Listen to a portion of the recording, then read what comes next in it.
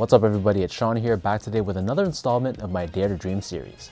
In this series, I take a look at shoes that aren't as commonly seen on YouTube, including high heat releases from the past, and shoes that just have a special meaning in history. So today we'll be taking a closer look at the Kaws collaboration with Jordan on the Air Jordan 4 in the gray colorway. Brian Donnelly, better known as Kaws, is a Brooklyn-based street artist who's taken his humble beginnings into becoming one of the biggest street artists in today's day and age.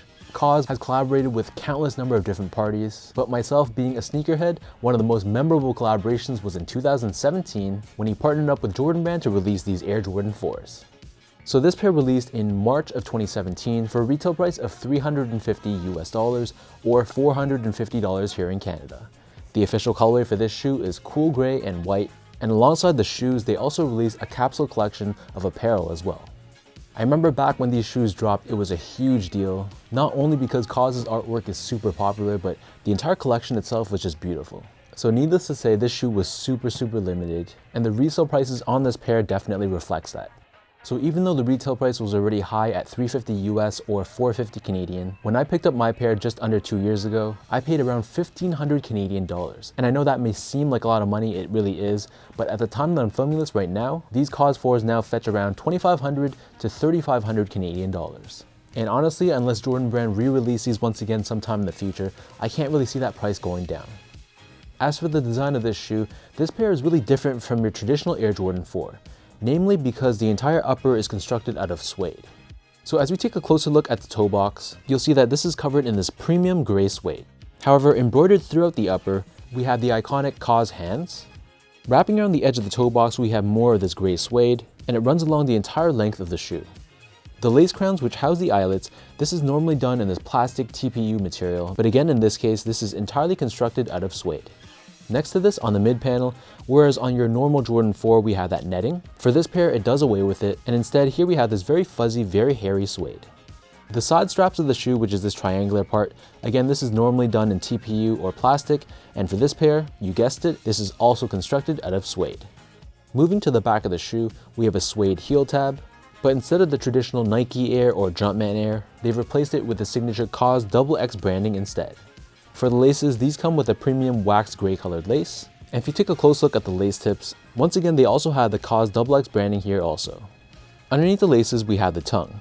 So the bottom half of the tongue is constructed out of that hairy suede that we saw earlier on the side panels. And the top of the tongue is constructed out of that flatter suede, and it's finished off with a square patch with the debossed Jumpman in the center. The back side of the tongue is constructed out of this smooth premium leather, and we have Kaws branding on the back of the left shoe and Air Jordan branding on the back of the right shoe. The interior of the shoe is lined in that same premium gray leather, and then taking a look at the insoles, these come with this Kaws and Jordan branded insole done in this custom printed pattern. Hanging off the shoe, they also give you this suede hang tag as well, with Kaws branding on one side and the Jumpman on the other side. So the upper of the Jordan 4 sits atop this polyurethane foam midsole, but you'll also notice that the midsole itself is covered in suede. On the heel we have this cutout which exposes the air sole unit that's found within the midsole, and the air unit itself is also done in the same gray color. Flipping the shoe to the bottom, here we have your classic Air Jordan 4 outsole. So in this case, this is done in this glow-in-the-dark, semi-translucent rubber finish. We have this herringbone traction pattern that runs from heel to toe, a Jumpman in the center, along with prints of these Kaws hands that are found underneath. I know I normally don't talk too much about sizing in the Dare to Dream series videos, but I did want to point out that for this pair, these guys do run a little bit big. So I'm a true size 10, slightly on the wider side, and usually for Jordan 4s, I can wear between a 10 or a 10.5. So for these guys, I might even say that you can go a half size down. I think with this leather lining, there's just a little bit more space than usual. So take that into consideration if you guys are looking to pick these up. So that breaks down the look and the construction and pretty much all you guys need to know about the Kaws Air Jordan 4.